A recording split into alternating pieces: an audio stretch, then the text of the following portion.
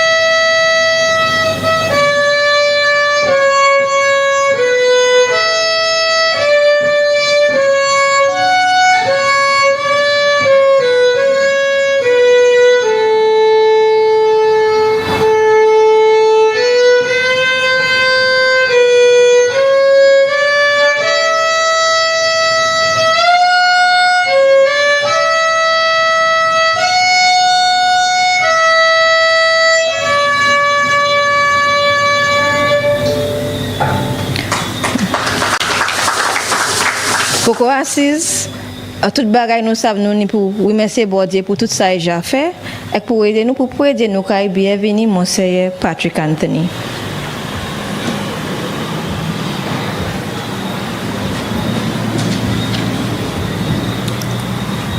Bonsoir tout le monde. Bonsoir. Good night everybody. Avant de commencer, nous savons nous y a une petite tristesse parmi nous puisque demain Papa Raissa a été oui. Quoi est important pour nous ça. Prends un petit moment de silence pour changer, pour prêter bali et puis pour nous supporter Raissa et puis famille en tribulation ça là. On prend un petit moment de silence. Let's spend a moment of silence in honor of Raissa's father who's passed.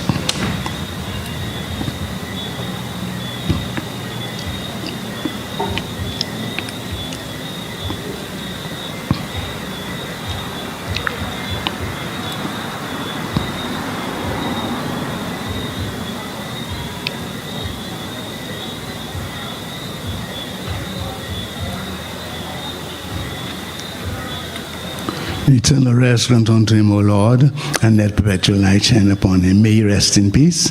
May his soul and the souls of all faithfully departed, the mercy of God rest in peace. Au nom du Père, du Fils et du Saint-Esprit, ainsi soit-il. Papa mon Dieu, on souhaite encore merci ou mener nous ici ensemble. Merci au Papa pour Sainte-Lucie. Merci au pays nous, pour peuple nous, pour culture nous, pour tradition nous. Papa nous remercie aussi tout cher aux abanons. En checking compassion pour frères nous et nous. Heavenly Father, we thank you for our beautiful country, for our people. We thank you for giving us people with a heart of mercy and compassion for each other. And tonight as we gather to reflect upon the need to show mercy, particularly towards those creative agents, those artists, those musicians, those creative people in our community, Lord God. We thank you for giving us that sense of caring for them. So that our book Icon that we're launching, the profit from which will go towards helping the artists, Lord God, will be a sign of our care and concern for our brothers and sisters who have pushed our identity in this nation. Papa, nous remercions, Papa. Et puis, on soit quand nous venons ensemble, nous pour ouverture tout Saint-Lycien, pour nous saluer compassion pour ces gens qui ont aidé nous. C'est mon qui a poussé l'identité noire. C'est mon qui a talent, qui a servi talent pour pousser Saint-Lycée. Papa, nous comptons les qui ont amusé nous. Mais les malades, les souffrances, nous avons oublié. Au soir, nous venons ensemble pour montrer, nous ne pas oublier. C'est ça qui fait nous l'occasion ça là. Puisque nous voulons aider nous. Nous voulons longer le même bail, papa. Nous voulons tout le monde qui attend la prière ça la mode. Au soir. Pour nous pour ces frères nous et nous qui ça fait une contribution en développement qu'il tient cette ici. C'est eux qui a changé au soir, c'est pour eux nous venir ensemble. Papa, bénis yo et puis bénis nous. Et puis bénis au soir, l'occasion nous au soir. Qu'a fait prier ça par un nom de Jésus-Christ, en l'union du Saint-Esprit, ainsi soit-il, au nom du Père et du Fils et du Saint-Esprit, ainsi soit-il. Merci à pile, Papa. Tout le monde s'assise. You may be seated.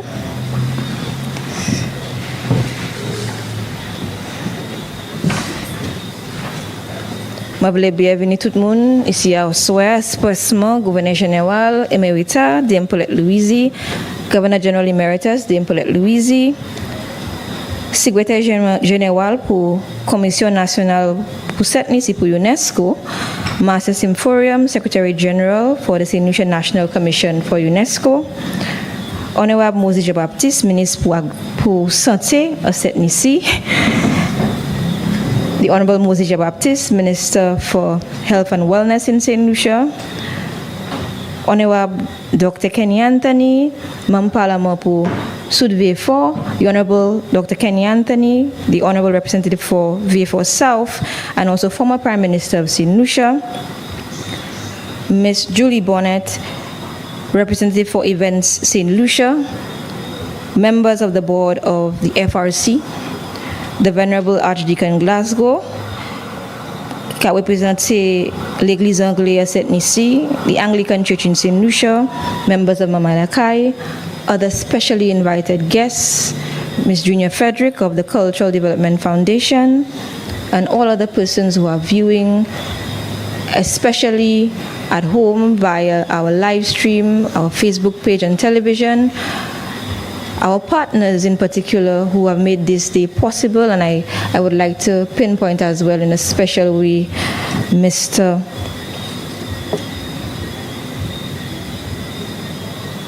Costello Michel of Tiles Plus, who has given support to this book launch, in addition to a number of other partners, Surplus Business à Saint-Nicy, Kilti et puis Koyati, Passaviv. Et puis on souhaite, nous pas ici pour seulement célébrer un livre neuf. Et c'est l'occasion pour nous, ouais, Koyati et puis les autres, il y a une place spéciale à Saint-Nicy. Et moi, ça, chaque nous, là nous catchons, nous réfléchissons sur la vie, nous, sans musique, sans les autres, nous, la vie nous kind of shy twisters. Without the arts, without creativity, our lives would be a lot less joyful, a lot less meaningful. And it was Arthur Lewis who said that a country without the arts is like a cultural desert. And very often we think about the arts, but not the creators of art, like Mamai Lakai, who make St. Lucian life so memorable, who are the melody of our heartbeats today. And today's celebration is an honor for us. Qu'on nous célébrer cette année, organisation, un mouvement pour développement Kilti, et puis nation avec Pep Saint-Nicy, aussi pour célébrer Nobel Laureate Festival, et puis encore nous savons qu'au pays nous célébrer 45 l'année qu'au pays indépendant. Avec sans créole, sans Kilti, sans Koyati, sans les autres nous pas Pep. Without the arts, without the culture, we are not a country or a nation. And so we come to celebrate, we come to reconfirm our commitment to development in St. Lucia, which is rooted in people, and the FRC continues to play its role tonight in partnership with our brothers and friends like John Robert Lee and all of you who are here to celebrate with us and to participate. And so it's my pleasure to welcome you here once again. I want to, at this time, welcome a very distinguished member of our audience today who has his own foundations in the FRC, who currently serves as a member of government ensuring national development, the Honorable Moses Mushaja Baptiste, Minister for Health and Wellness, Anube Vini.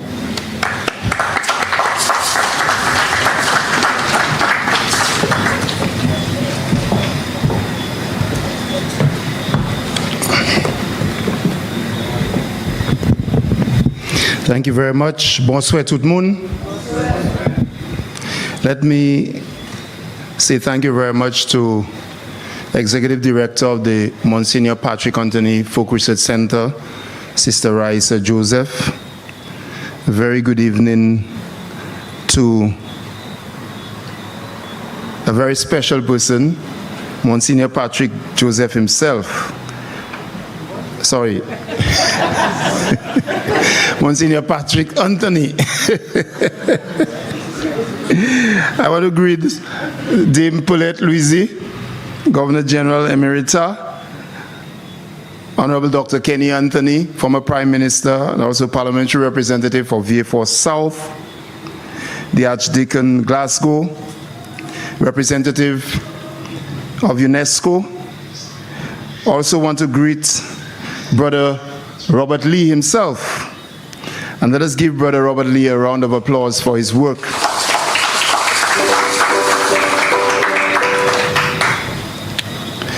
Brother Ember Charles was the chairman of the FRC.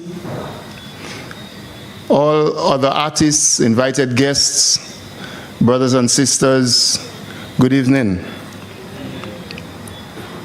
I was asked by Brother Embert Charles and the FRC family to speak for a few minutes on the major contributions of the Monsignor Patrick Anthony Folk Research Center to the cultural, educational, and social life of St. Lucia. And I asked myself, qui m'a moi ça mette 50 l'année dans 5 minutes? How can I speak of 50 years of development in just a few minutes?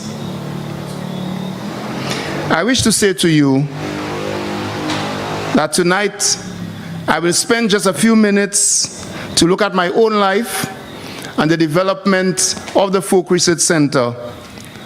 And I will try my very best to connect the experiences of my life with the development of the Monsignor Patrick Folk Research Center and the importance of it in the development of St. Lucia. I will take a few minutes to share with you how the Folk Research Center developed my life. And there are some of you sitting here this evening, like Gaspar and so on. I'm sure you will recognize some of the experiences. But again, I want to thank all of you, brothers and sisters, for this opportunity just to share another moment of consciousness building, a moment of celebration, and a moment of love. I really appreciate this warmth of brotherly and sisterly love, which can be felt throughout the room tonight. And I'm humbled by the occasion. Thanks to the Holy Spirit for giving me another opportunity to share in the work of pioneers, to live through a period of transformation in the ways we looked at ourselves as a people. And I'm very fortunate to know Paba, as we affectionately know Monsignor Patrick Anthony, and so many of his disciples, those who consolidated the ideas which crystallized into the Folk Research Center. While the contributions of the Folk Research Center, like a smooth volcanic rock which is dropped in the middle of a bassin, continue to create waves throughout the generations and touching every community. For me, it is the impact of the FRC's work on our consciousness that impresses me most. Can I take you through a very brief journey, a story of self-doubt, humiliation, belief, a story of deep faith and triumph? Can I sing a testimony loudly? A testimony of social cohesion, of survival, and of the St. Lucian identity. I'm a child of the late 60s, and I was only 6 years old when the FRC was formed. My grandmother, Madolin, or IKONS, was from Belleville in VA4. She was a chanteuse in the Les Peos Laureate group, the Belleville Laureate group. My grandmother's brother, Ramopoleon, who is still alive today, is a cultural folk hero and influenced many musicians within our communities, even up to today. Music, festivals, theater, and a deep sense of belonging to a cause, to be the best lawas, the best farmer, the best dancer, the best in everything throughout the whole community. And like many St. Lucians, we knew then we were not favored. We were thought of as uneducated folks in the country. We were never going to reach the heights of leadership in the country or in anything for that matter.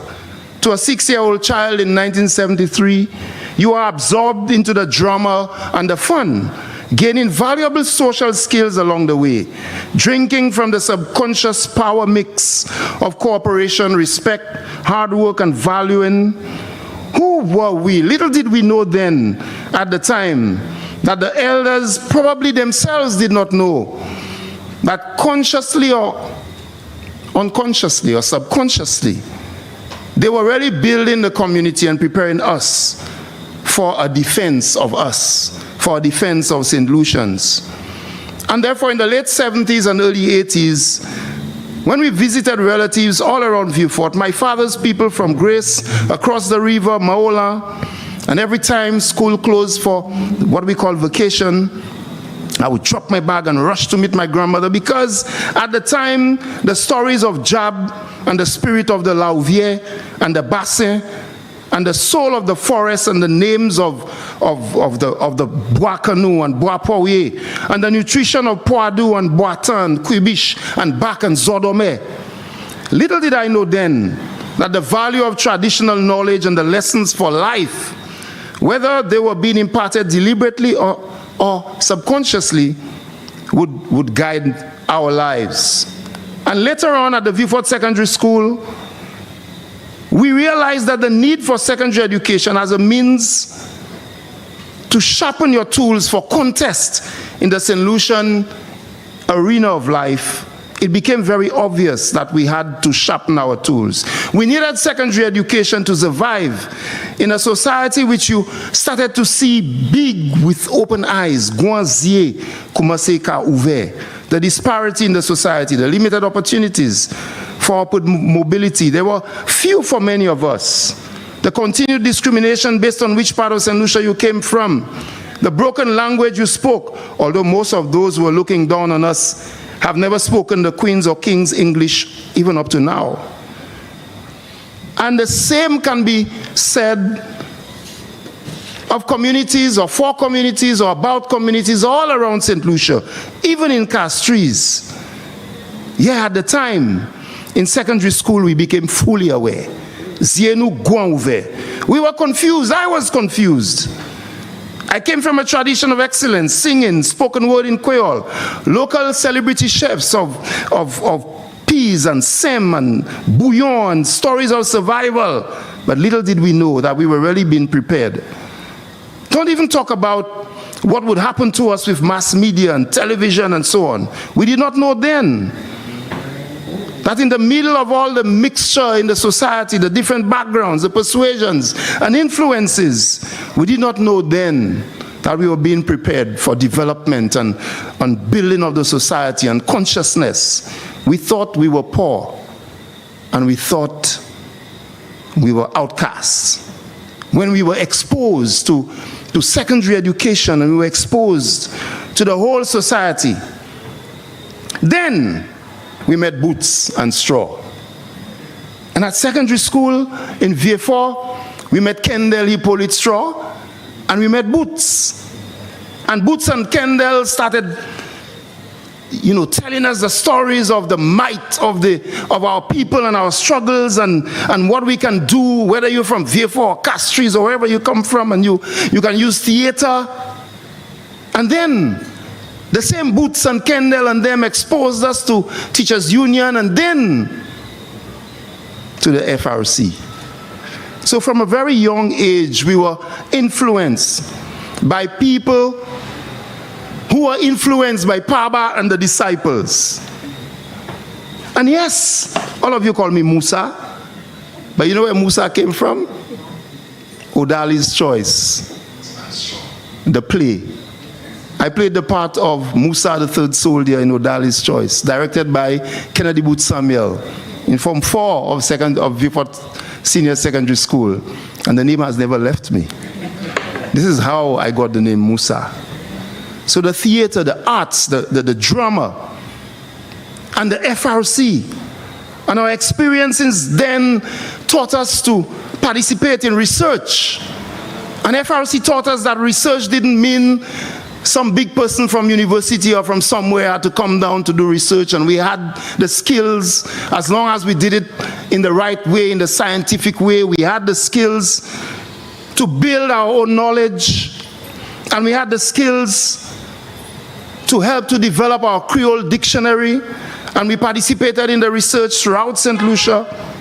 And while the founders of FRC in 1973 developed the philosophy and the consciousness, those who are developing, who came after, continued to develop our communities and our societies.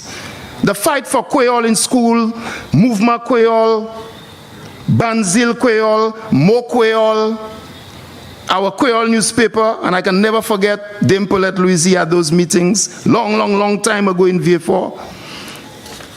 And the deceased Yves Renard and so many others.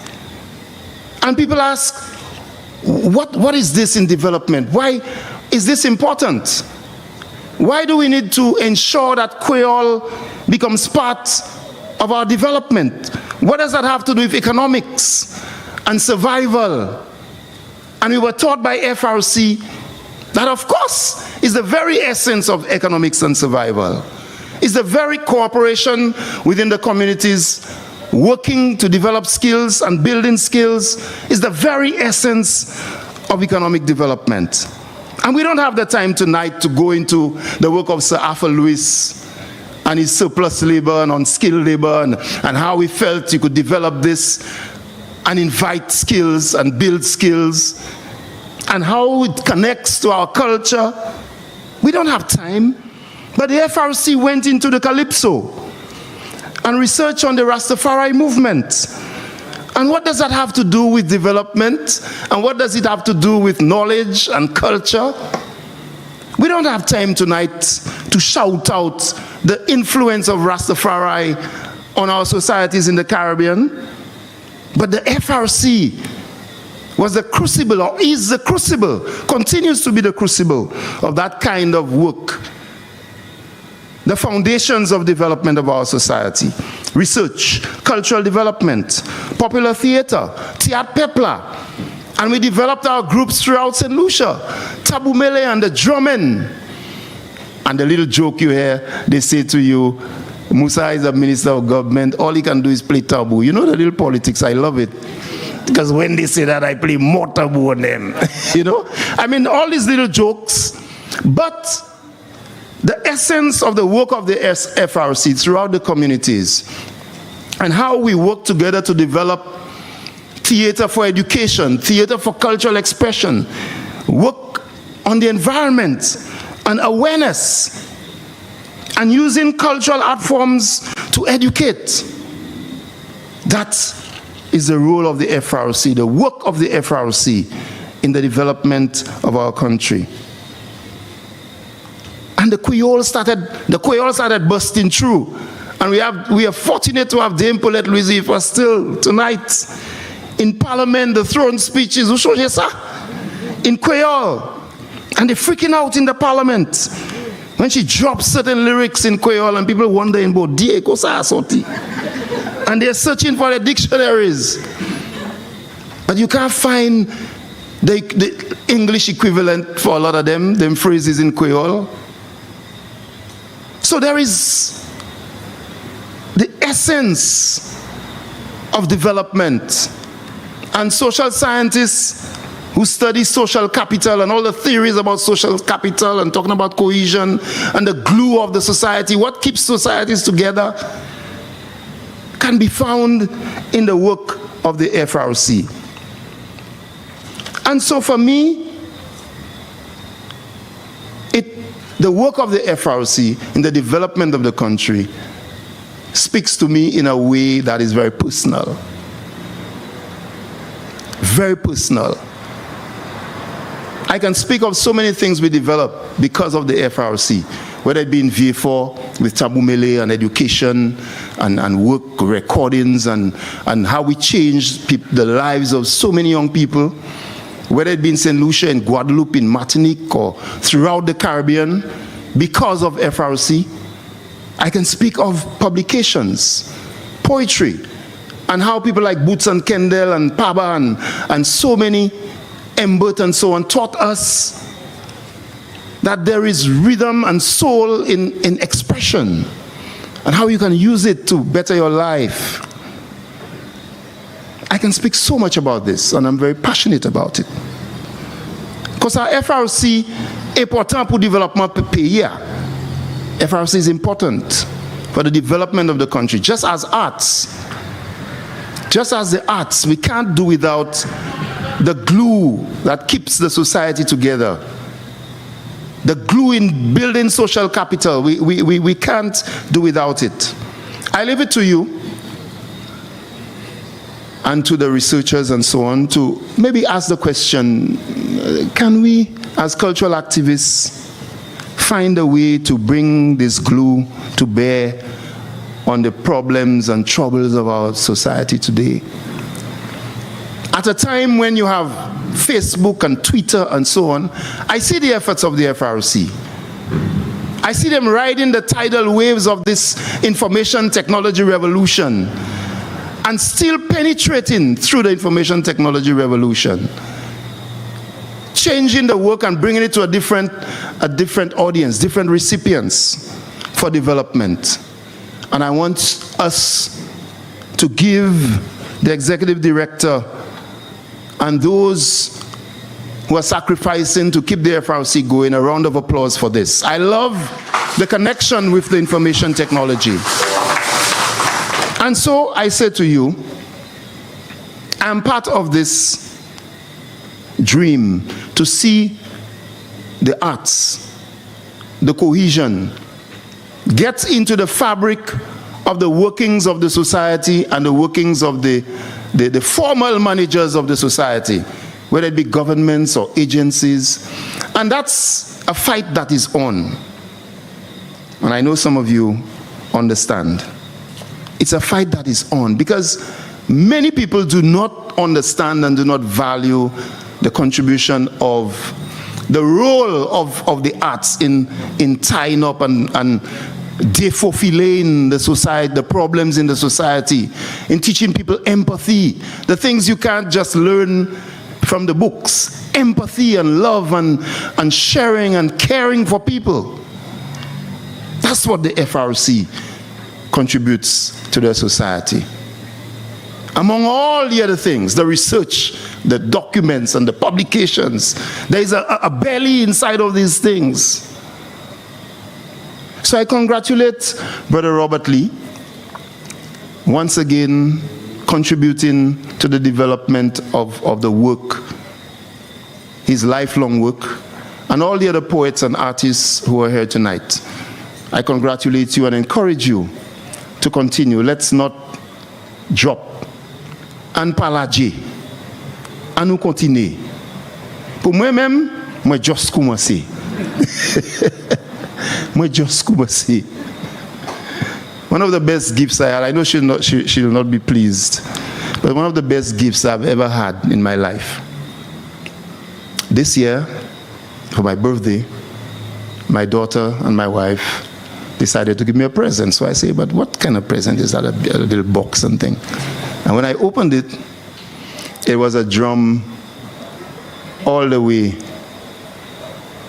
from Africa, directly from Africa. And let me tell you something. You can ask her, I polish this thing. I don't know nobody to touch it. I don't, I practice my rhythms, try to get my poems going again. I just love it. And people don't understand sometimes how we artists love it. And we help tie things in the society that a lot of people try to understand but can't understand why and how we do it. So let's keep moving. Let's have it for Brother Robert Lee once again. Thanks very much.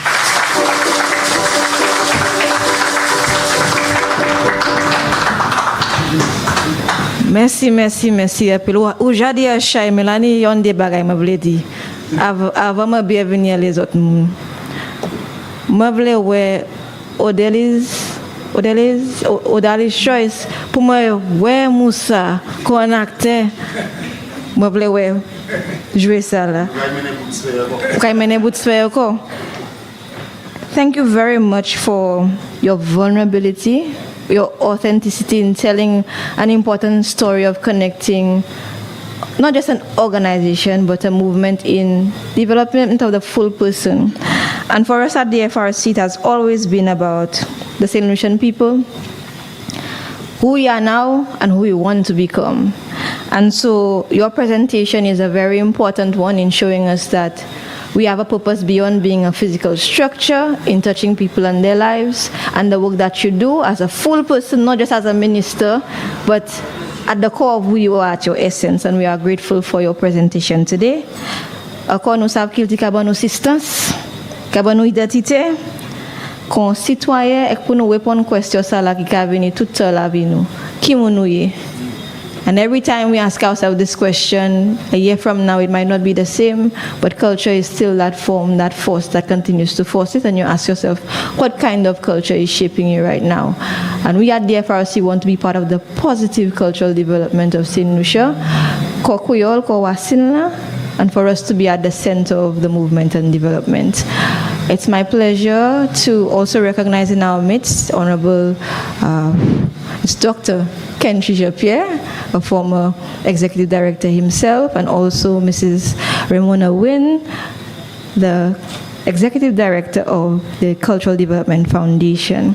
At this time, I would love to welcome back to speak and give brief remarks our founder, Monsignor Patrick Anthony. Anubevini.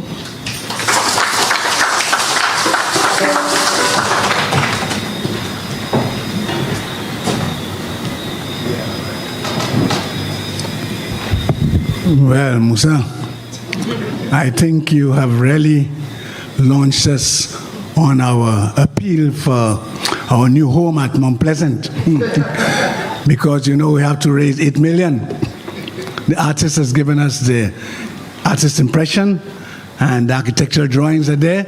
We're ready to go. And I think that that kind of trust you've given there, if we can put that fire in the cabinet. And I see Honorable Kenny Anthony, who was along with Papo. They did the first study of FRC as an institution to see how we can go and get international funding. It was done by the young Kenny Anthony and Papo at that time. And so we can put some more fire, because Kenny's in the cabinet too. You know? And we know we have a lot of friends. We have a lot of friends. And the work of FRC, as Musa has indicated, and all of us who are involved know, it's so important. Culture. I mean, I'm still surprised that people experience it, but they don't understand the experience. Let me illustrate what I mean. Shama Joseph, a Guyanese space bowler, has done something to the Caribbean today. The man have no money, no weapons, but through sports, through culture, he has been able to lift a whole region up. Everybody, and not only the Caribbean, but the diaspora, Caribbean people all over the world, feeling on a high. But Shama Joseph, Masha Bossi, the power of culture. That's just one example. The power of culture. And I always go back to Derek, who always said, you know, the Greek archipelago, remember them? They were not the greatest armies. The Spartans were beating them up and so forth. They didn't have the wealth. But what they had the power of Greek culture. And so Greek culture did what? It conquered Rome, it conquered everybody. Up to today, Greek culture is a phenomenon in world history. A few people, few islands in the Greek archipelago. Same thing they're saying. We in the Caribbean understand the power of culture. And when you understand the power of culture, you will come to understand what development is all about. That was just a little aside. Musa put me up on that.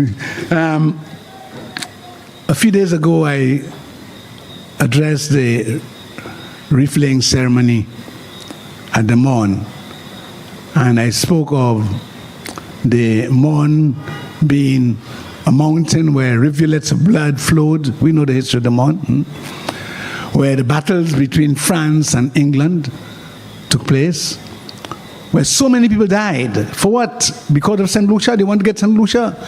Because St. Lucia is important, the Caribbean is important. Because these islands were the bedrock for the development of Europe. As Hilary Beckles told us, how Europe underdeveloped Africa, how Britain underdeveloped the Caribbean. These battles there were to get us, get our nation, get our islands, because they realized the value of our islands. And so we have Mont Fortune. But it's a mountain of blood. And now we have transformed Mont Fortune to become a mountain of excellence where our young people, this fantastic vision of somewhere like Hunter Francois, can transform those buildings into an edifice of excellence in education. So I spoke about that at the wreath-laying ceremony. But we were calling for the history for the cemetery to become a hero's cemetery and so forth. But that is really for dead people. Yeah, you bury the dead. So we honor them, we bury them. But they're dead. They're dead already. They're dead and gone. Today, our concern, which brings us here tonight, it's not those who are dead, those who are dying, those who are still alive. Those who have spent their energies, their talents, their giftedness to promote the development of this country, to bring so much joy and satisfaction to this country, who've contributed so much. And now they're forgotten. They're forgotten. Amel Matrin has just returned home from OKU. Amel Matrin. You know who Amel Matrin is? You don't know who Amel? Amel Matrin is a lady who was the principal of the school at Monrepo, who invited FRC to come and have its first Journée Creole in Monrepo, at which Sesen was declared Queen of Folk for St. Lucia. Amel Martin. She has just returned from OKU, back to her home in Monrepo, sick, in need. Amel Martin? No. And Amel is a symbol of so many who have made such vital contributions to the development of culture, the national development, in their own way, and who today are forgotten. They are forgotten. And this is why Bert and Robbie and myself, because of our relationship with some of these artists, felt that, look, we have to do something. We have to do something. As some of you may know, Augustus Justin died and left me in charge of his Adelaide Frances home and Johnson's home for the elderly. And we came up with a proposal that perhaps let's see if we can transform the Adelaide Frances home into a home for the artist, where people who are on the streets, artists who have no place, or renting, or are taking a little nap by somebody's place, can at least have a place that is his or her home, where they are fellow artists, and they can gather together, they can celebrate, friends can come. It can become a little sort of special place so that the artists in their senior, in the twilight of their years, can be an environment of joy, of appreciation, of celebration, know that they're cared for. They don't have to scrunt to pay the electricity bill like some of our friends are doing, or a telephone bill, or don't know when the next bill is coming. People whom the whole society have been jumping up to where, don't know where the next bread is coming. Some of us have to dig in our pockets to give them a little soulagement. Now, we can do better than that. We can do better than that. We as a nation can do better than that. And this is why, although we push a lot for recognition of those who have gone before us, those who have died, I think part of our maturity is to recognize those who are dying, those who are still with us, and those who are in need. And don't tell me that we have to wait until they're dead and then to say some nice words in the obituary. You know, Derek, in another life,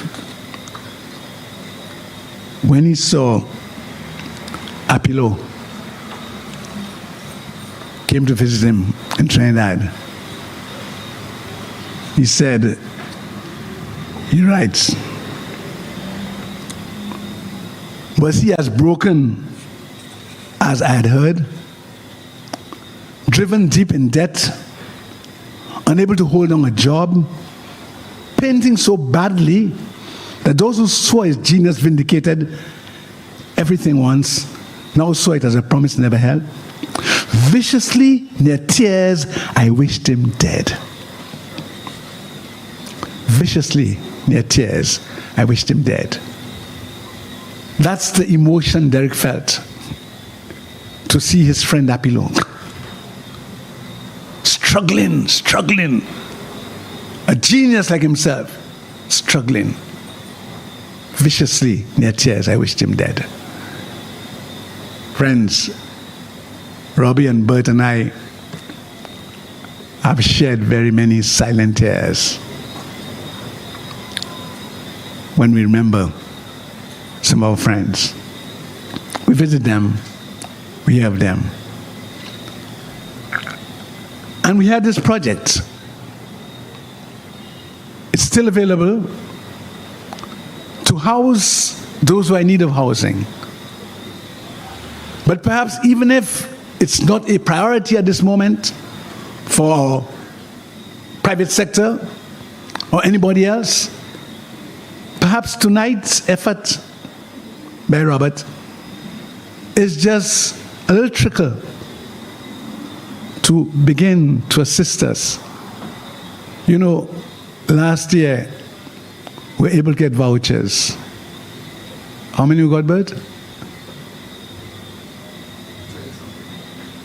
We got about 20, vouchers. And we distributed to our artists in need at Christmas time. You will not believe the joy. The joy. As these, our fellow creatives, receive a little token. And this Christmas they were looking forward to something. We had nothing to give them. And nothing to give them.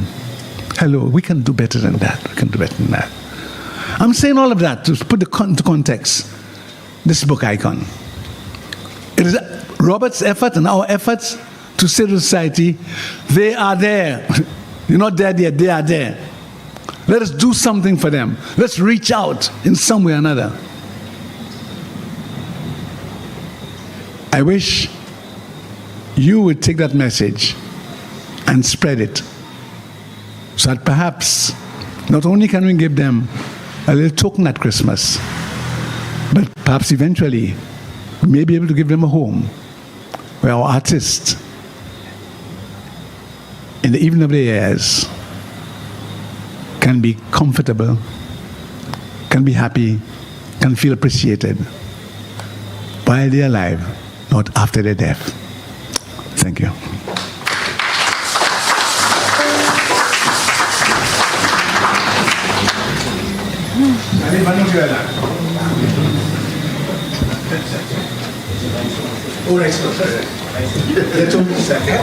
Você é meta foi passar de manhã, papa.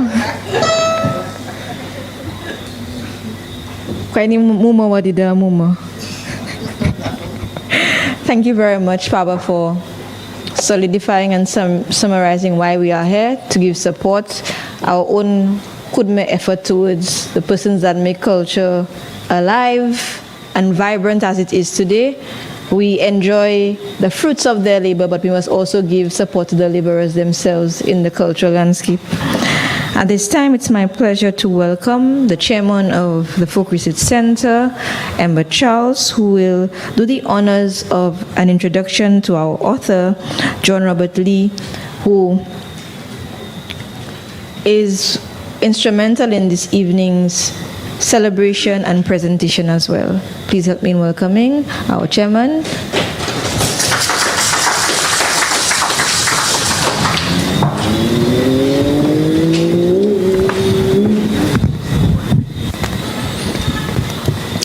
Bonsoir tout le monde. Robert, come and stand by me. Oh. You see this very polished Robert Lee, bespectacled, gray pastor. He's not always been like this. And I wanted him to stand by me so I could make sure what I'm saying is true. Okay, check me. Robert Lee has been through several journeys. And it's by no chance that Robert Lee understands the plight of artists. I remember the first image I saw of Robert Lee. Robert, come.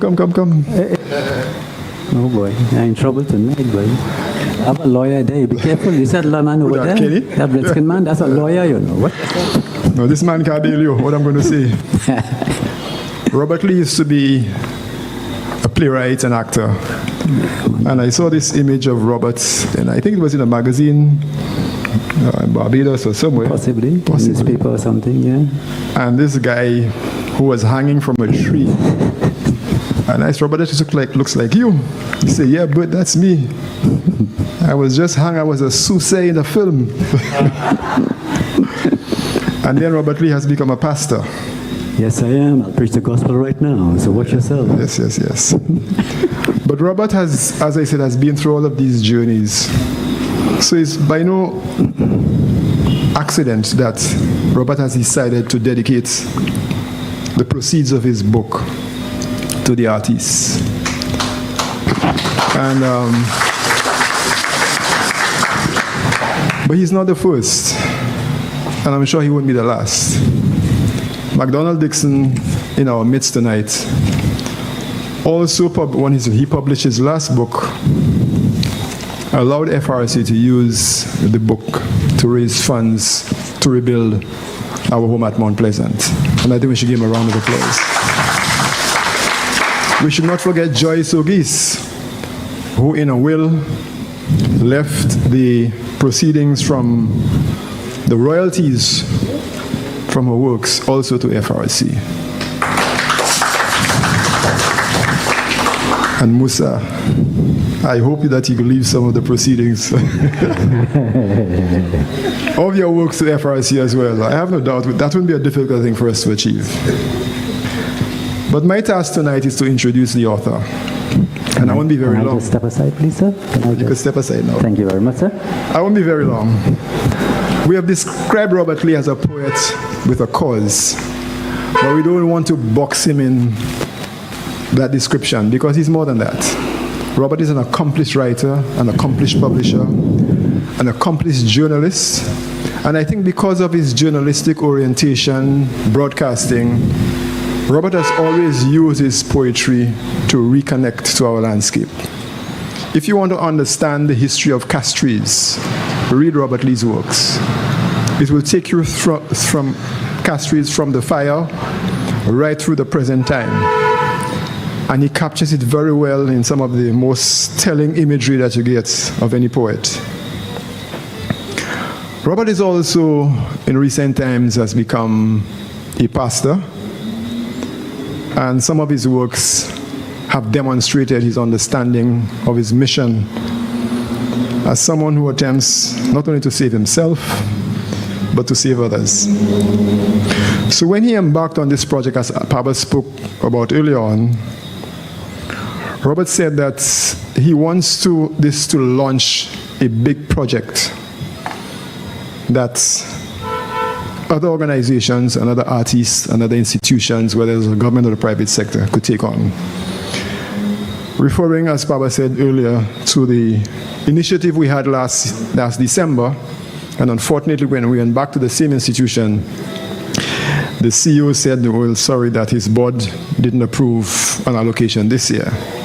So you see the struggle that artists go through, the expectation of getting something. And one of the things Papa didn't mention was one of the artists who was earmarked for a contribution. By the time the contribution reached him, he had passed. And we had to give it to his wife, who had to use it in the best way possible.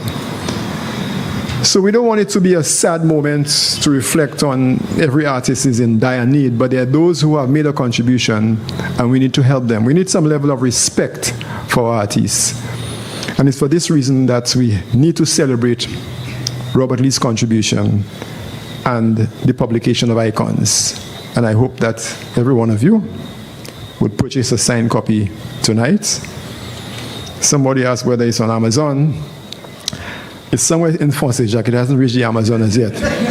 So you better buy it now.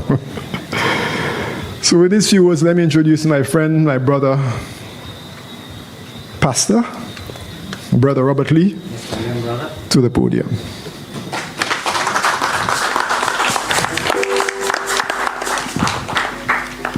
I have my band with me tonight, so you understand.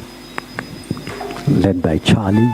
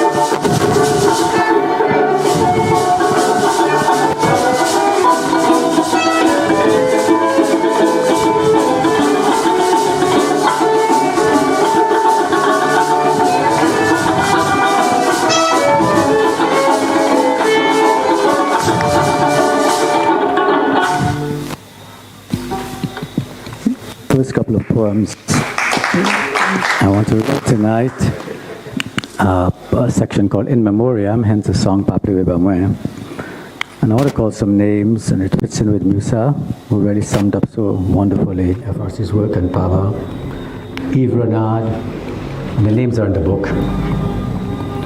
Evelyn, Johnny Lee, Anita James, my cousins, and I pretty much grew up right down the road, past the steps of Anglican Church, and this is my old school building with Charlie. We went to school here. Joyce Auguste, Charles Cadet, Patricia Charles, and the others. And so let me start with about 4 poems dealing with an in memoriam theme. Thank Dame Paulette for including this 50th anniversary event, probably one of the final events, right, Papa, of FRC, in the Nobel Laureate events.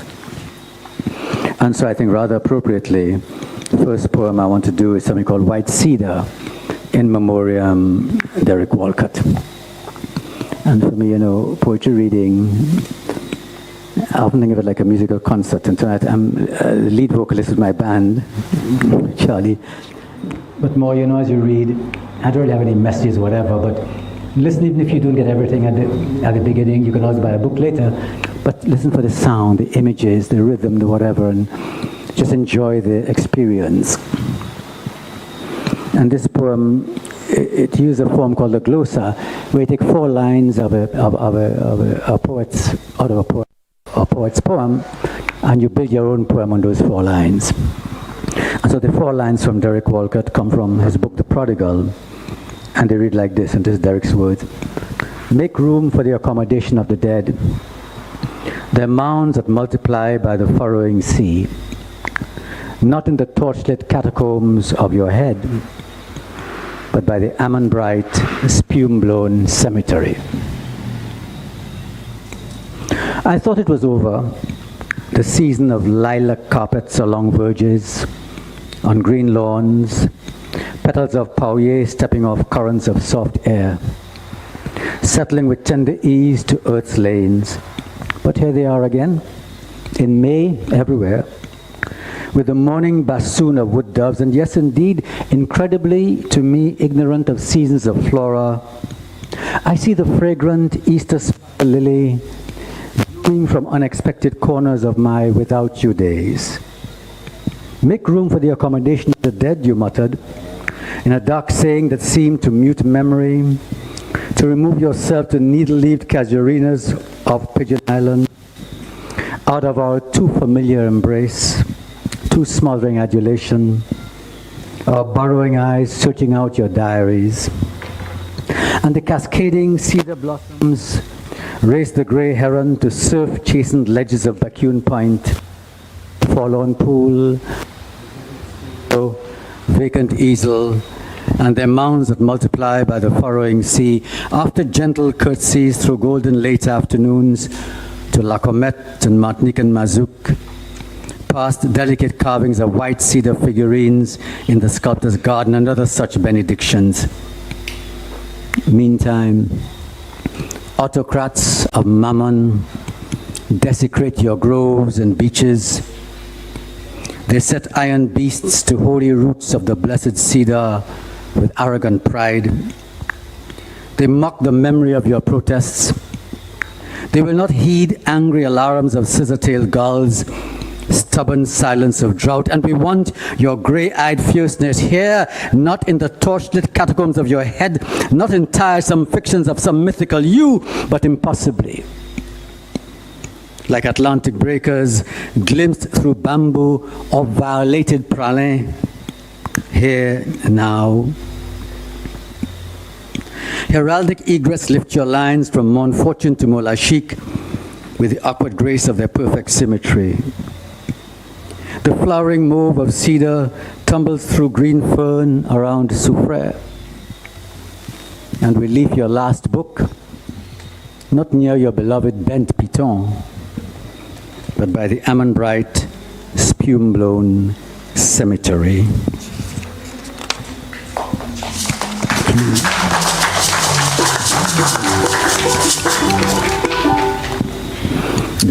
I'm continuing the in memoriam theme. It's called One of Us Has Died, in memoriam Gandalf Sinclair.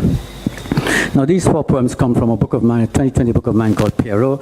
And by the way, after you've bought IKONS first and foremost, if you want to check me for a couple of Pierrot or my last book, Belmont Portfolio, I have a little bag there, you can check me out. One of Us Has Died, in memoriam Gandalf Sinclair, good friend of mine, radio personality, playwright, poet. One of us has died. Stilt walkers, drummers and trumpeter on the big truck, straggling mourners hiding their distractions in crowding embraces of old friends coming off sidewalks, to join the funeral shuffling of heels past harborfront government offices, flag-draped city hall, wooden presbytery, to file behind the varnished casket. Lonely, singular, its weight of grieving on the aching palms of his abandoned companions. In the cathedral, self-serving eulogies will go on too long. He's beginning to fade away like the disintegrating Holy Saint-Omer frescoes on which we gaze blankly. The plot of remembrance thin, not thicken. Last conversations were about what? Old quarrels were when? In what year did we go to France, read in Toronto, smoke in Kingston, and who thought he should have whatever or whenever? Until the child sobbing hits hard-fought love, and we collapse beyond ourselves, behind the leaflet, the final leaflet summary of our loss. One of us has died. And at the seaside cemetery, his friend the priest sprinkles holy rituals for the dead. Grave men maneuver the box into the family tomb. A scarved woman in shades carefully pours a palmful of petals. His mother prays till every slab is laid. The drummers chant Legba to open the gates before the lone trumpet, before our death, that one of us has died.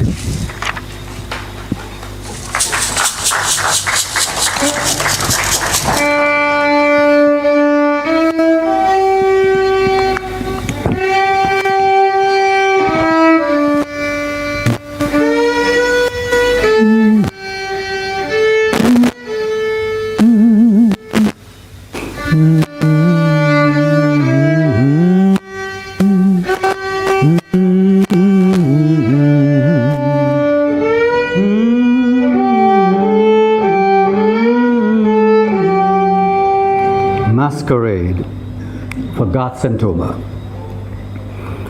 And very often my poems are what called epigraphs, a few lines just before the poem begins. This comes from Derek Walcott, and Derek wrote one of his best-known poems dedicated to Garth. And there were those lines in there where he said, "You wanted no career but this sheer light, this clear, infinite, boring, paradisal sea, but never guessed you'd come to know there are homecomings without home." Much has gone, like those wooden Bedford trucks that took you down the coast, like the demolished CDC apartments and the ground floor rum shops, like the burnt-out Beaubrun house top of Jeremy Street, like the implacable power of the priests, their separating funeral bells, their reserved pews, their Latin masquerades. Old parties of class have transmogrified to color-coded camps of political spite and petty vendettas. More old mask, less costume. More noise masking, more desolation. Characters don't know their own alienation in this town, posing as a city for tourist boats taller than Mon Pavé. But Epiphany's surprise in Castries, near Brogley and Marion, or was it Carl and St. Louis, when someone like our mothers calls our name from down those gone precocious years, from her window threshold under fret-carved fascias, or from her mango and plum tray corner, open-faced bright, eyes gracious under her hat, and blesses us with fruit and remembrances and a clear joy against all else. Against all else.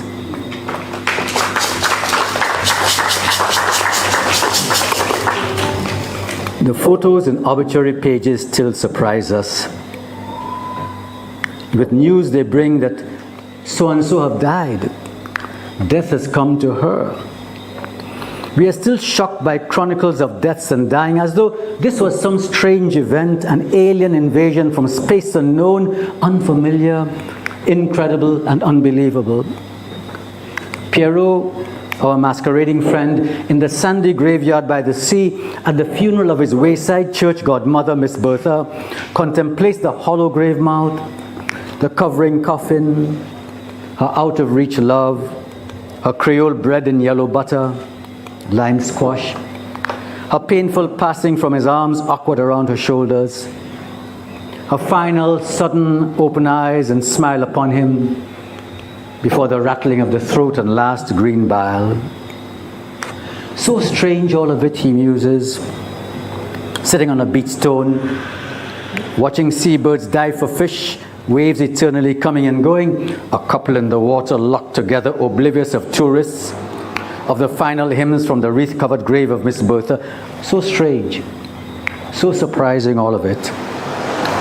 Maybe Miss Bertha sent that brown heron to settle near him, he thinks past his grief, to look at him so intently, to tell him in his eyes the apostolic mystery, that yes, death is a jab-jab invader, a Mako Jombi has to be, not after Miss Bertha's love for him, how that love can die, how it can go in a hole in Shock Cemetery. And yes, death go die one day, when resurrection morning come, when the trumpets sound, when Lord Christ come down from that beautiful crystal evening sky over Martinique, where the heron and the white seabird just gone. Miss Bertha.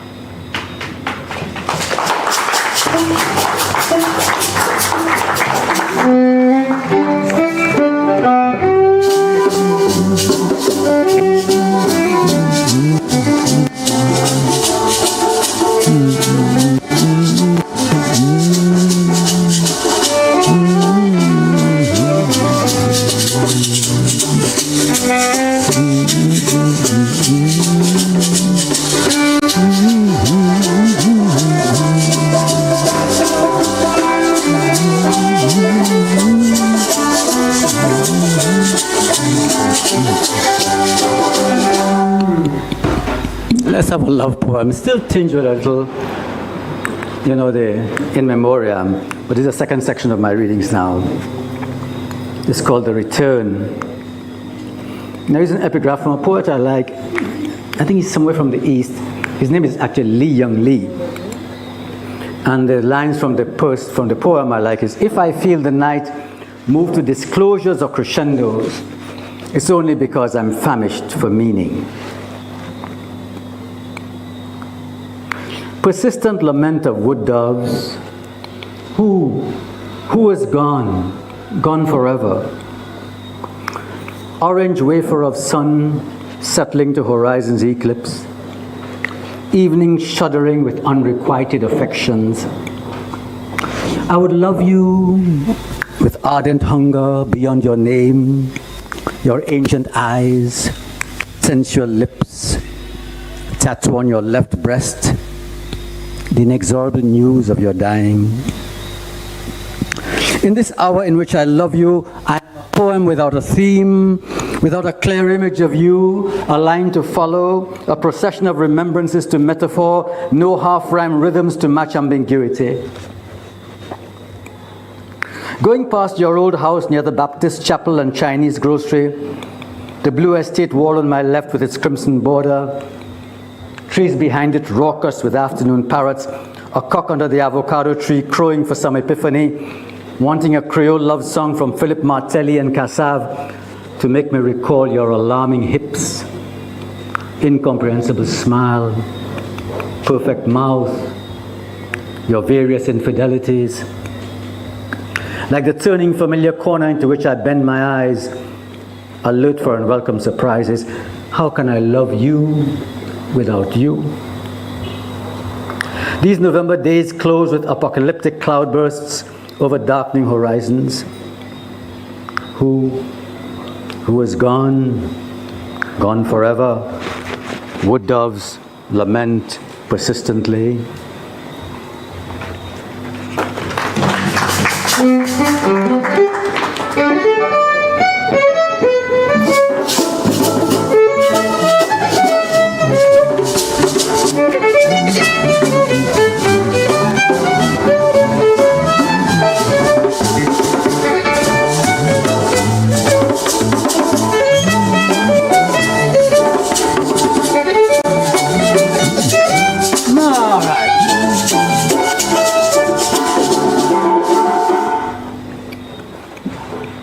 I'm going to read you the title poem from this book called IKONS. When you buy the book, as you certainly will, we try to support our friends and artists who have some needs. But the poem was inspired by photographs that Finola Jennings Clark took of art on the prison walls of the 200-year-old prison in Castries, which was unfortunately, I'm trying to think of some other words, but I'll be careful tonight because we're on live television. Unfortunately demolished I won't say anything more about that. But she took these photographs. I liked them immediately. And this was one of the photographs. Who the artists are, we don't know. I found this very iconic. Somebody actually asked me, I showed Charlie and somebody, was this a Lord symbol? And they showed me a ring with the Masonic thing. I said, no, man, I'm a Christian. I don't know. So Charlie, my friend, is a Lodge one, but that's okay, Charlie. But what I liked about that, Papa, and the poem you talks about catacombs and Christian. Those of you who know our priest present and many of you Christians, the earliest Christian symbol from the catacombs days of persecution of the church, of the Christians, the X for Christ and the fish. Until I saw, I said, wow, this is a great iconics. I loved it. So the fish is there, the X is there for Christ, and so on. There's some other things there which, whatever the person meant who did it, I don't know. But as far as I know, it's not a Masonic thing, you know. And Charlie, in fact, will show me his ring too. Anyway, I really loved it, and I used it for the cover. Anyway, here's the poem. Tighten your seatbelts. There are a lot of stuff going on in here. Not only catacombs and Christian myths, but a lot of contemporary stuff. Icons. What am I? Who is my name? What do I say now? How to translate graffiti of hieroglyphs and petroglyphs across catacomb stones? Offer exegesis of heart prophet sayings sketched in blood red above my head. The plague slithers like mold across slave-built walls, down lime-lined interstices to find goblet or platter or complicit embrace. What lonely disciple figured his fantasies in the sacred fish, the holy X, the mark against the pestilential beast? What now about now? What time is it? Where am I? Days collapse across sundials with paranoid frenzy. Sabbaths gather without us in their distanced pews. Crowded streets protest the mad president. Monuments to hate. Tear gas and batons in our faces, knee in our necks. The pestilence is global, as are violence and corruption. Perennial trafficking in bodies and souls, the arrogance of blasted blasphemies. Loneliness deepens. Love and faithfulness are speculative fiction, imagined like some Disney fairy tale. From pallets of the locked cells we are. In these last days of exile, departure at hand, I, man, hold the land of Judah high up in all itations. Whose earth is it? Why don't we see? Which word to listen? What to talk now? Who conceived grills in thick walls behind green windows to hold black men who wore the imago Dei across flaring noses and sensual lips? Who plotted their abduction and degradation from the eastern land? Who assaulted their wives and mothers beyond terrible imagination? Who gave themselves to such evil, and why? Why? Is any theory enough? Is the answer hidden in metaphysics of antiquity? Some Cain and Abel story? Of course, Black Lives Matter. Of course. Against barracoons of Gore, coffles, slave caravels, plantations, lynch mob clan, cops with their knees in our necks, cages of overcrowded prisons, doors of no return. And we raise word against black on black hatreds, corrupt black politicos, traffickers in black bodies today, and all continuing crimes on black creation. Whose human it is, whose earth it is, whose judgment word it is. Soon come dread, soon come Jah. How to hold love? Whose love is love? What is love so insistent, so urgent, so hungry? Why is love? The isolation existential, confinement solitary. Behind the 19th century brick fortress, through the narrow red window, someone strains to look, someone crossing the yard below. Divine mystery will not be contained against barred flesh. Soul wants soul to union beyond any possible translation or theological exposition. That is man. We return from, we return to each other and God. And after, where? Who there? What to see? After that thick high door opened for the last parole, however you pass through, Zion for the righteous sufferer, lion, lamb, dove on throne of ivory, saints in gardens of herbs by the river of life, in light of rainbows high and lifted up, like now on the grey walls of Babylon. Yes, Charlie, Banwati Baila. How are we doing? You all right? You still want some more poetry? We going okay? All right. Buy the book when you finish, man. Georgie Porgy, how you doing, boy? That's my man there, one of our top writers in the country right now, George Goddard. Give us something there. Banwati Baila.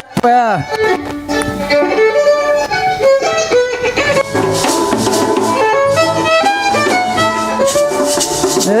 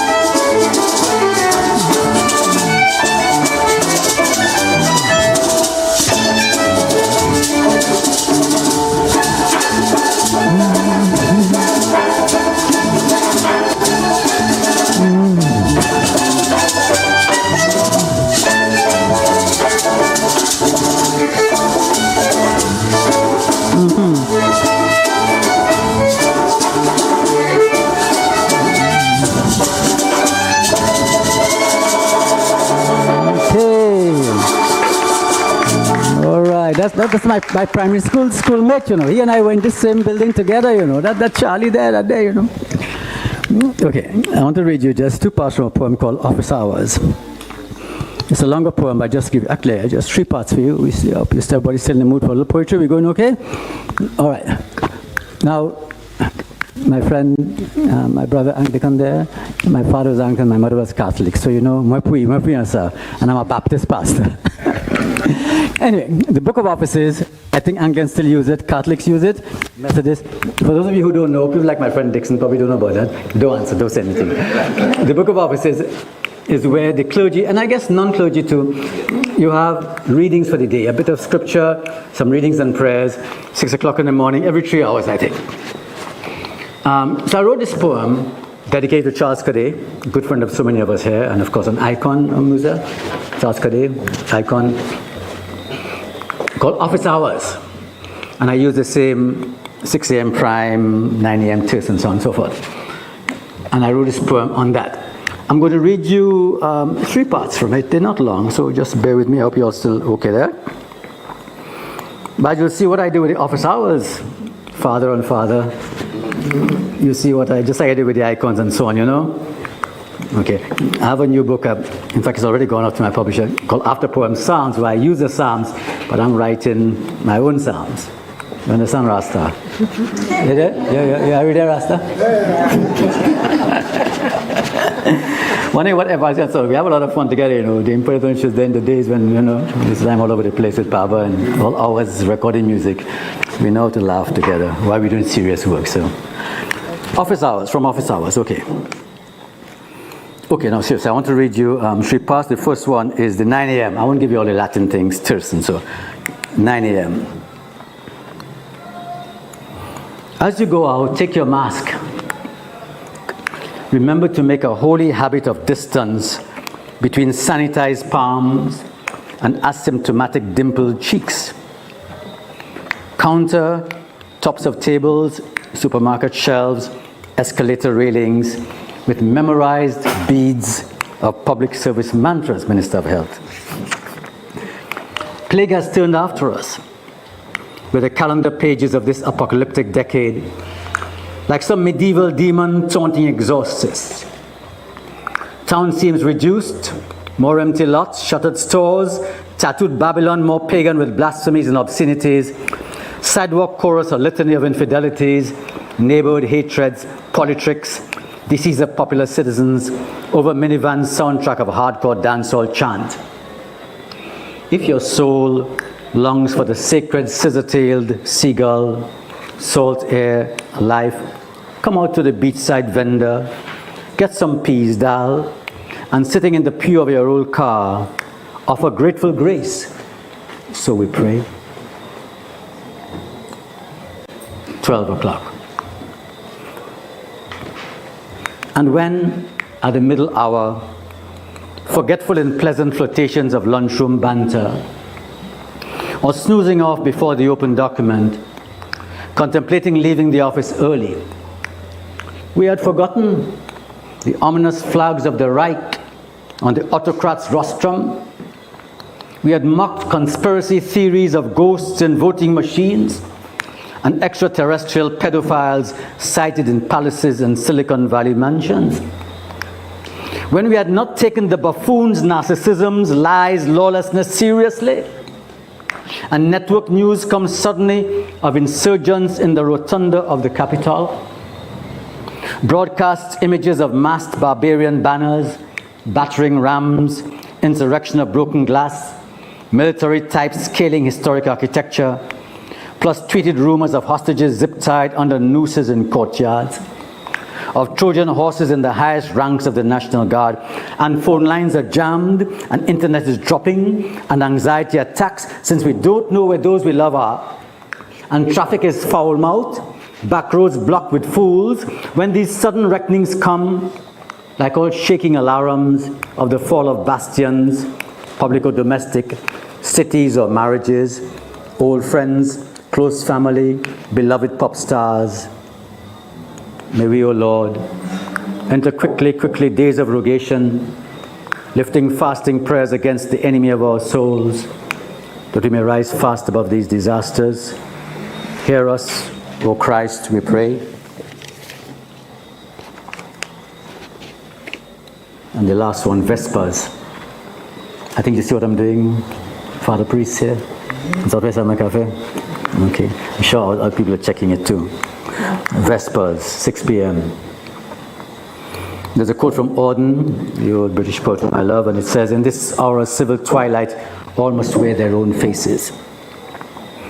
And so the Vespers reading is, who walks with us through the dark tunnel of the spent day? Whose kind arm surrounds aches and pains of aging limbs? Whose gentle words lay to rest nagging worries about health, children, dwindling finances, dying? Who meets us at the hour of incense in the risen light of early evening over Emmaus? In our verandas having tea and what's left of New Year fruitcake? In late traffic jams? In a solitary jog along the beach? In the group keeping vigil beside the hospital bed and its ventilator? In dark brown benches of the empty chapel? Say holy, say sacred. As final orange light over the sea's edge comes like revelation through IKONS on stained glass windows, as whistling wings and moan of doves nesting under grapefruit leaves raise our eyes, hearts and murmuring lips to the sliver moon and her companion star, and say sacramental. And so, under the first planets and benediction of cool air, so let us pray. Thank you. Office hours for Charles Cadet. Okay, let me drop something on you there, a little dread something there. It's from a poem called Watchman, which I dedicate to this man there. poet, and boy, he writes a kind of Creole there. I mean, Fish Alphonse writes one kind of Creole. This man writes a kind of literary Creole. When you hear his poetry, fine poet, George Gordon. And I dedicate this poem to George. It's a poem called Watchman. I'm just reading one part for you. It's called Chandon Babylon. The dreadlock prophet comes every day to his box under the flamboyant tree in the square by Government House, facing the cathedral, with people passing through to taxi stand and restaurants, and everyday mockers give him talk. When he chant down the system, chant down Babylon, blood fire scandals, point with his shaking finger at the pride and selfishness of the busy metropolis, and he chant down meaningless religion, church and state complicity, idols of liturgical masquerade, big pomposity. What God they know?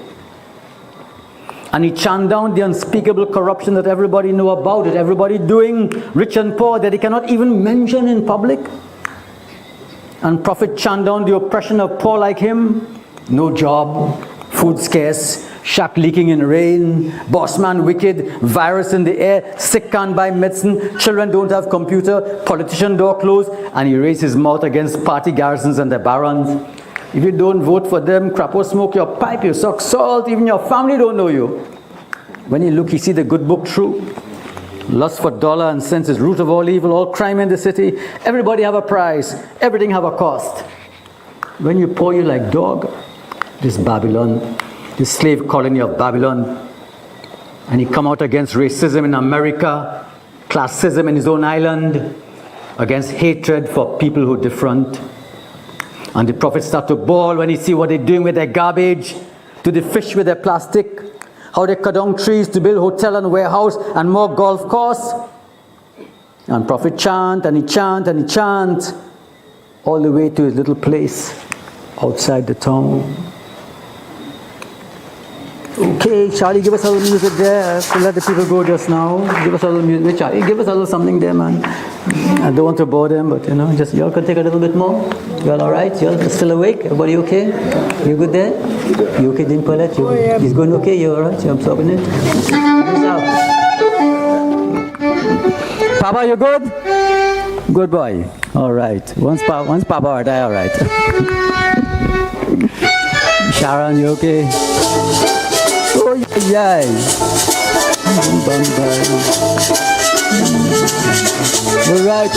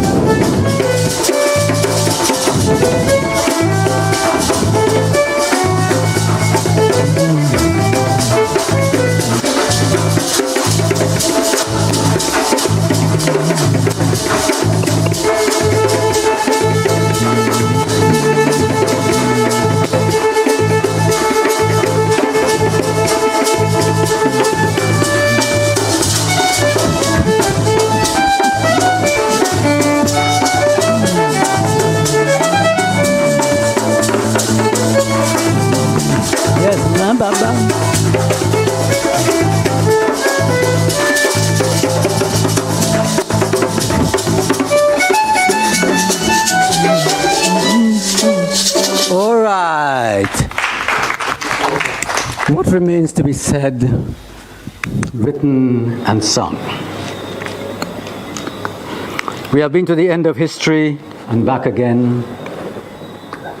We have returned from cities of perfection, come again to narrow lanes of Belmont, sat in the King's Halls of Cambridge, rented Marchand, walked with laureates in Boston, Stockholm, Castries, climbed hills of shanties above Fort-de-France, swam in Skeets Bay, Barbados, drank over late-night fish on Baxter's Road, Bridgetown, laughed with reggae stars and Kaizo kings, strolled pagodas in Tokyo, temples in Kyoto, and prayed in simple pews of village churches.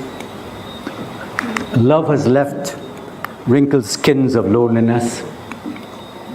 Children gone to far countries as they must. Lovers distracted by diversions of age, and old flames rekindling dead wood. What remains to be sung? Made poetry of all those gone so quickly ours. All of it, I guess. That voyage of a life, if you are brave enough to find metaphors of the metaphysical in it. in all the messy stuff, the sacred and sacramental, in certain failures, in bird call, insisting, pup saying something to a goat in the yard, compa music coming up the hill, child shrieking somewhere in a house, and so on. All of it there in your present timeline, in your hearing now. Now threading that life and its inebriated days, your weary hunger for affection, for affirmation, the shifty-eyed hope of faith, of redemption, years inevitably winding in their spiral to that moment of the epilogue of your biography. So, write it down and say it like a Kaiser Griot, like Stalin or Shadow, sing it strong, like a chanterelle over shak-shak drums and violon, like Bob Marley, still wailing from passing vans over the lost cities of yards. Okay. Okay, moving on, I'm just jumping one or two things. Okay, I'm going to read for, 2 poems for you from a new manuscript I'm working on, after poem sounds, but some of the poems are in this. And the first poem is called Vigil, and is dedicated to George Fish-Alphonse, our good partner, our very good partner. It's called Vigil.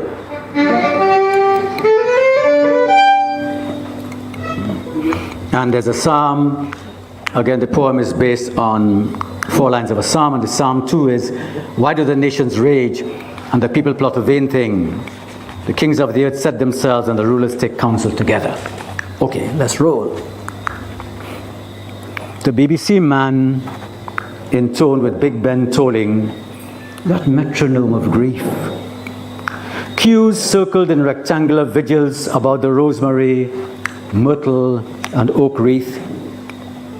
Families shifted under the gossiping gazing of the world gathering across streets and screens to see the back of the retreating piper shutting this Elizabethan age. Why do the nations rage?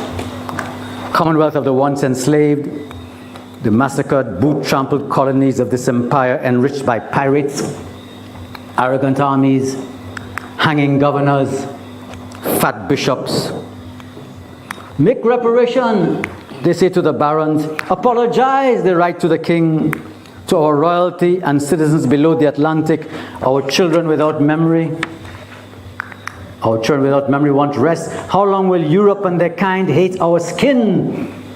And the people plot a vain thing. They made the white man a counterfeit Christ.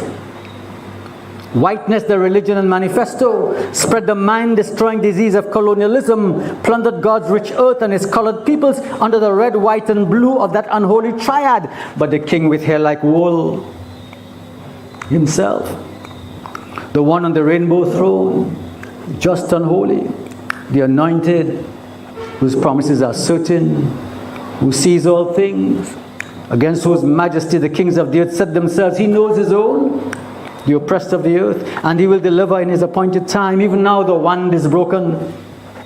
Zotiresa, crown removed, orb and scepter laid down at the feet of the Most High. Let him who have eyes see. The commonwealth starting to scatter. Let the people of Jah go out of Babylon, flee Sodom and Gomorrah, abandon Egypt. Let revelations be opened again by the prophets, and the rulers take counsel together.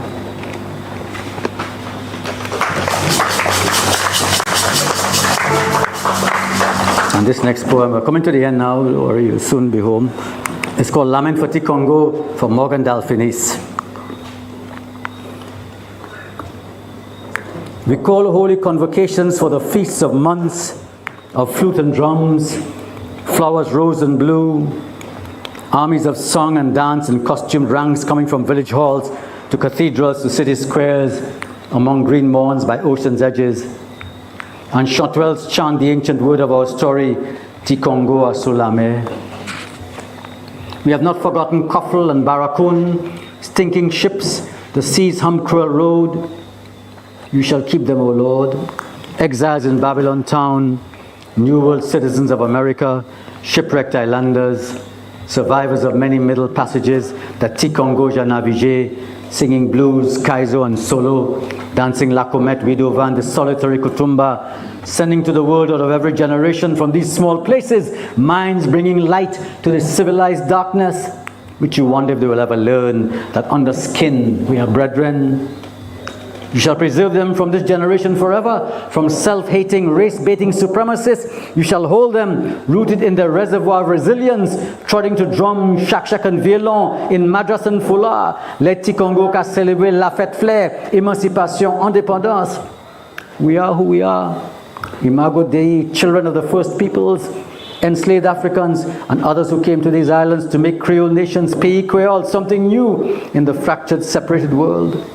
An archipelago on parade. The wicked prowl on every side, as they've always done, seducing with dollars and resorts, turning the heads of leaders from the people's faith to idols of Babylon, gods of Mammon, golden calves, and the people forget themselves. Tikongo ka plewe pour mon maman. His younger friends' blood clot streets. Discord across devices corrupting their hearts, and the ancient wisdom of the tabernacles is lost, not remembered. When violence is exalted among the sons of men.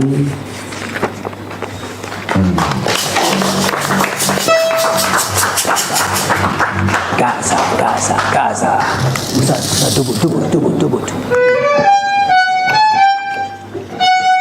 For the final poems, Charlie and I have something special for you.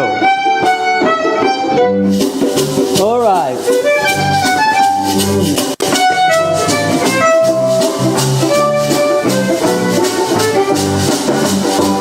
Yves Siméon.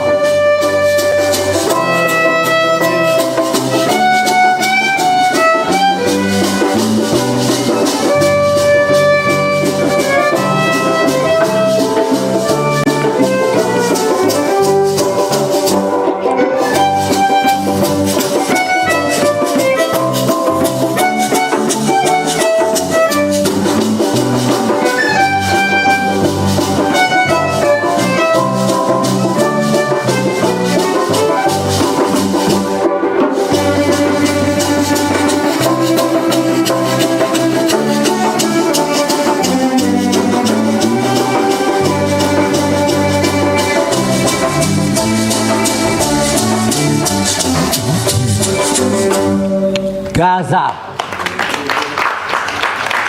Gaza. These are new poems not in the book.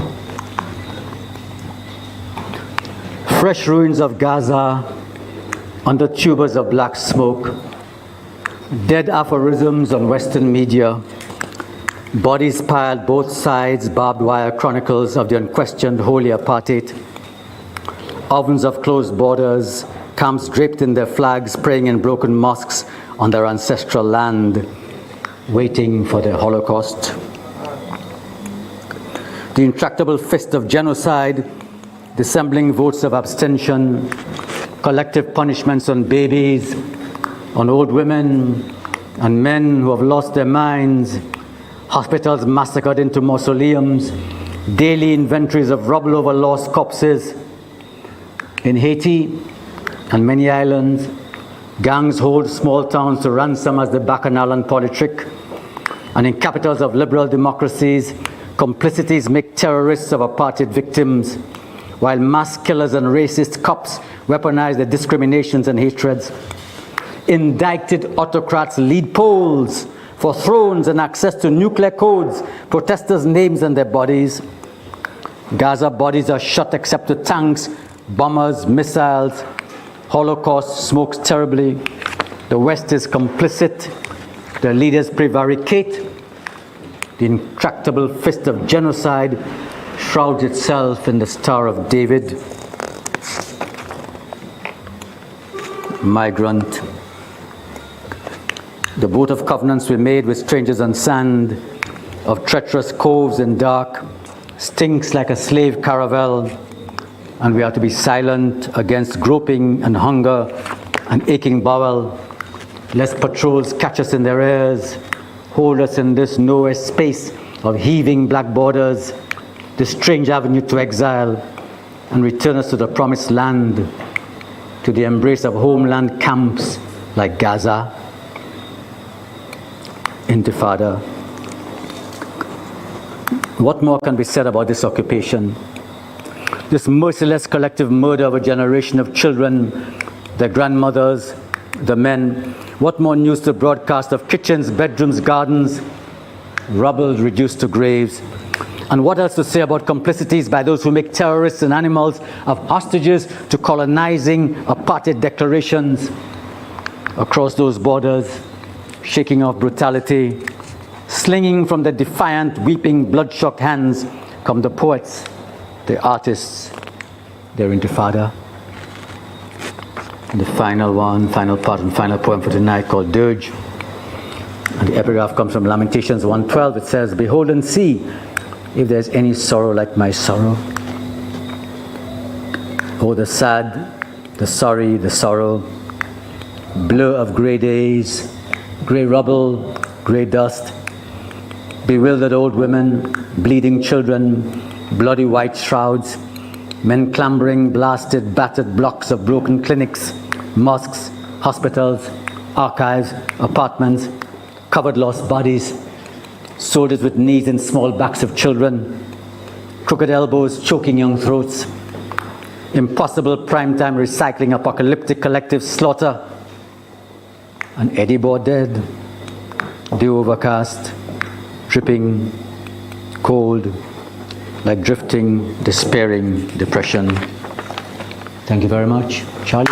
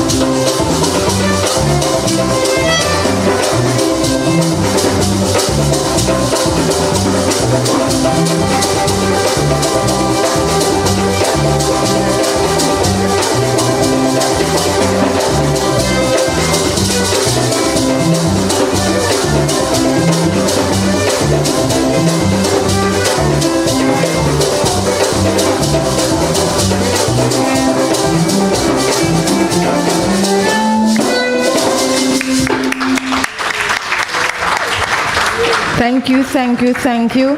Thank you, John Robert Lee and Mama Elaka, although you said this is your band, and I believe it, because we were fortunate enough to get the icon in so many ways. The Rasta, the revolutionary, the poet, the pastor. The fact that that's a buoy of so many talents, and we are so fortunate to have John Robert Lee. A round of applause once again. We also want to recognize the presence of other icons in our midst, like George Goddard, McDonald Dixon, and Mama Elakaya as well, which is a treasure to St. Lucia. At this time, it's my pleasure to welcome once again Monsignor Patrick Anthony to make a presentation of complimentary copies of IKONS New and Selected Poems by John Robert Lee to Mrs. Marcia Symphorium from the St. Lucia National Commission for UNESCO.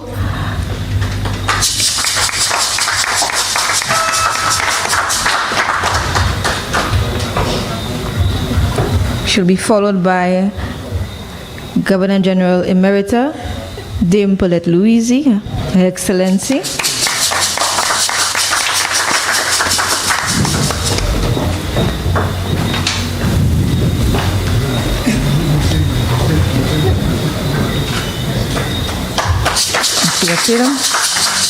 The Honorable Moses Musa Baptiste. Musa.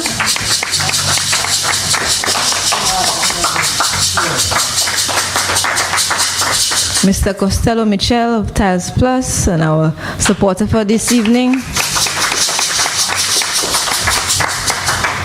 I know Mr. Fanes is behind the camera. I don't know if someone can collect on his behalf, but Mr. Bernard Fanes of Calabash TV will also be getting his complimentary copy of the book, IKONS.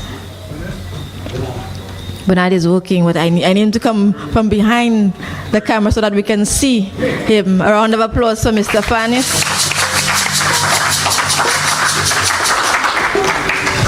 Now, during the excerpts being read, I was a little worried. I'm saying, boy, he's going to read the entire book so much so they won't buy the book. But I know that the persons who are here got a rich treasure. Also, our viewers, Ukute Utan, we sheshkia did a live sala ukaige live pubati nasio numem epipu baisi pos pu autis ko Charlie mamai lakai epi les autres qui j'ai fait gou contribution pour cette nisi.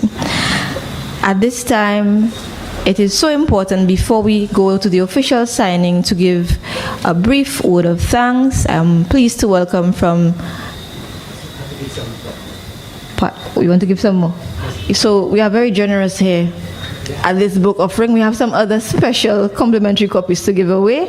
I'm going to invite Mr. Lee once again to come forward. And the next one. You can come to share mine. Sure. Okay, I'm there. Thank you. Voilà, Raisa. merci. Merci. Yeah, I just want to give a few complimentary copies. This book is dedicated to two people, longtime friends and companions. I don't think I can say much more. Kenny Anthony, I'd like to give you a copy of this book. It is dedicated. Would you come, my friend Kenny? KDA, former Prime Minister.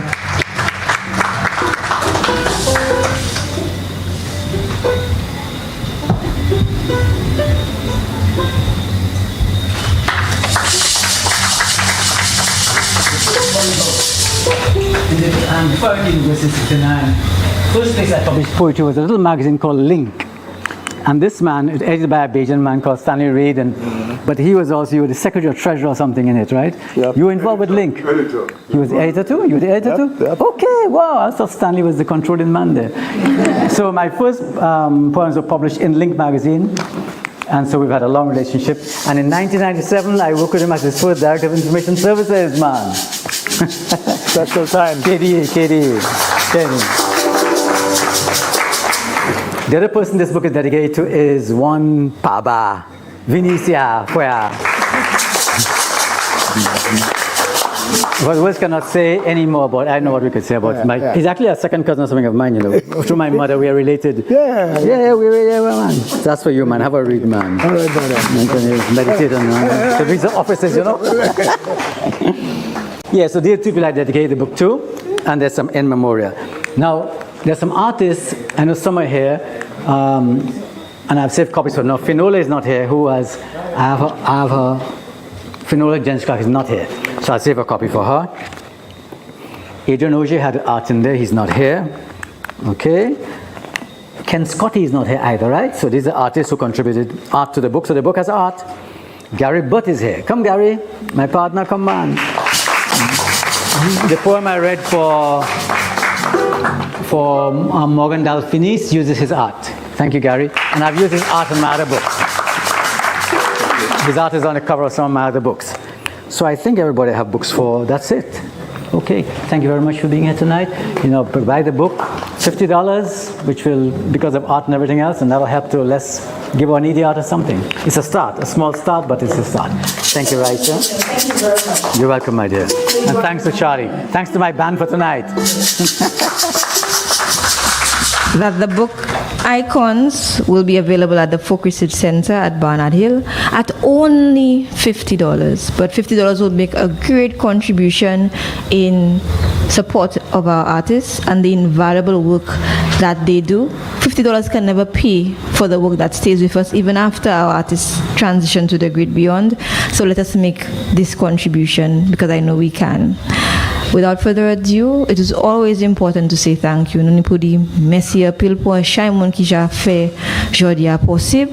And to assist us, it's my pleasure to welcome from the Folk Research Center one of our hardworking and longest-serving staff members, Miss Ashlyn St. Martin, to give the vote of thanks. Please welcome her.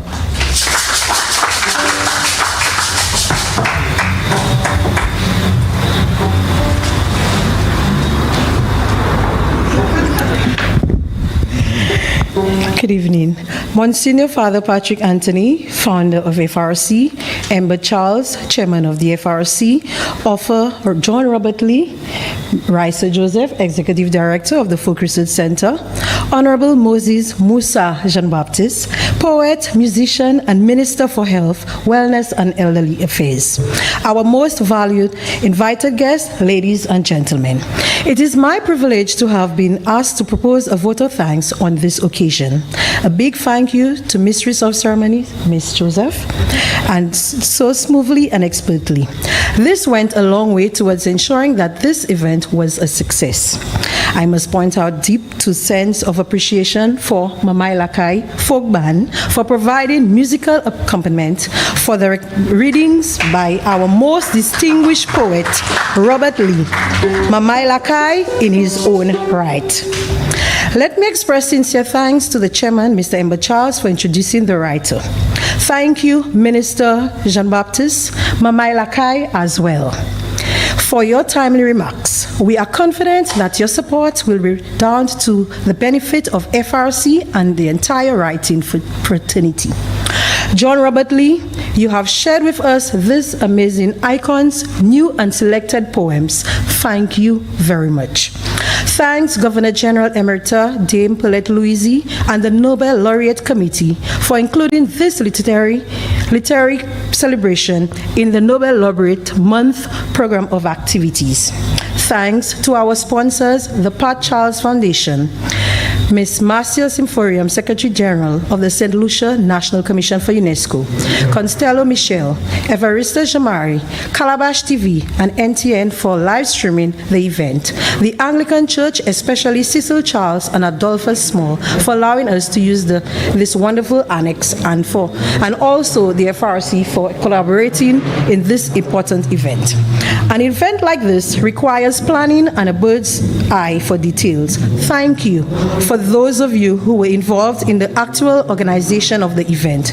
Ladies and gentlemen, we thank you for being with us this evening. It has been a great pleasure. Thank you very much.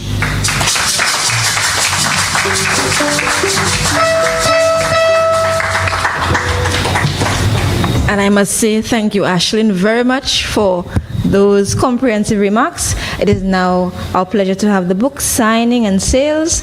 The persons at home, don't be jealous, as I said before.